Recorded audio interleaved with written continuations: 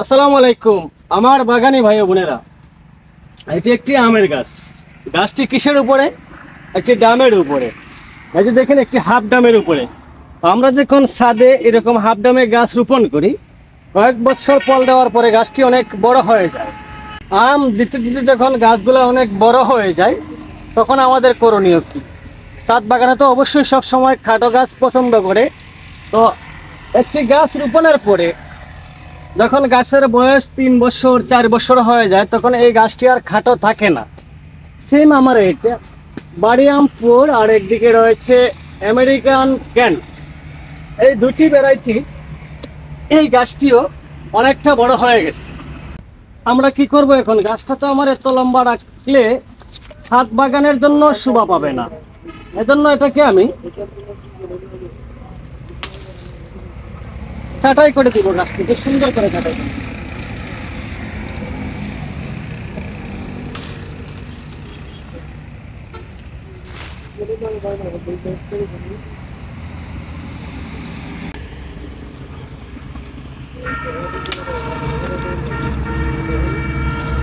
এই যে দেখেন, এখানে আম হয়েছিল। আম হওয়ার পরেও গাছটি অনেক বড় ছিল।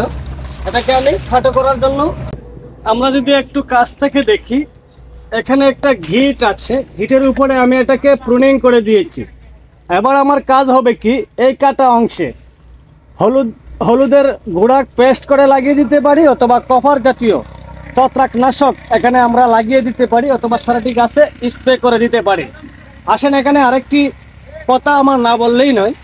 অনেক ভাই জিজ্ঞেস করেন, ভাই আমি প্রুনিং করে ফেলেছি গাছটি, আমি কি সামনে বছর ফল পাবো? এই নিশ্চয়তা আপনাকে কেউ দিতে পারবে না।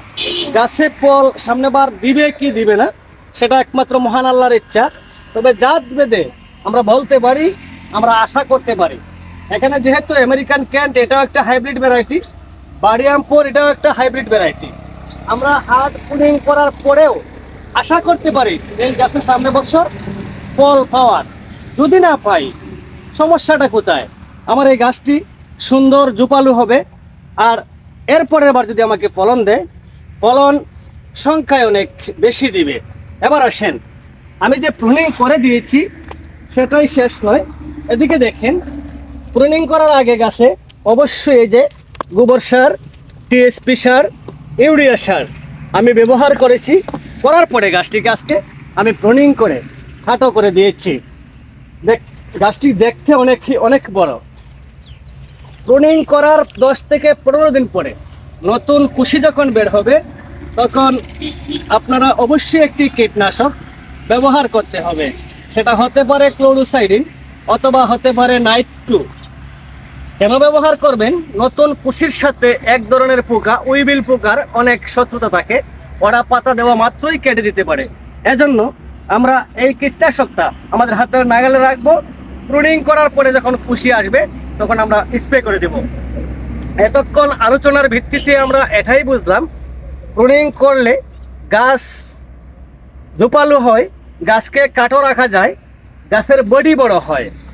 আশা করি আজকের এই ছোট্ট ভিডিওতে ছাদ বাগানি ভাই বোনদের জন্য সুন্দর একটি পরামর্শ নিয়ে আসতে পেরেছি। যদি মনে করেন এই ভিডিওটি কাজে আসবে, সর্বোচ্চ ভিডিওটি ছড়িয়ে দিবেন। শুধু ছাদ বাগানই নয়, যারা মাঠে বাগান করেন তারাও যদি এই সময়টাতে প্রুনিং করে দেন, তাহলে আপনার গাছগুলা ভালো থাকবে, সুস্থ থাকবে, বডি বড় হবে গাছের। আরেকটি কথা আমি এখানে যুক্ত করতে চাই।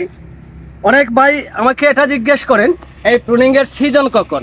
ভাই, এটি শুধু গরমের সময় প্রুনিং করবেন, শীতকালে প্রুনিং করা যাবে না। আমরা চৈত্র মাসের বৃষ্টির পর থেকে প্রুনিং শুরু করি, ভাদ্র মাসের 20 তারিখ পর্যন্ত এই প্রুনিংয়ের কাজটি চলমান রাখি। আশা করি বুঝতে পেরেছেন। ভালো থাকেন আর সুস্থ থাকেন। আল্লাহ হাফেজ।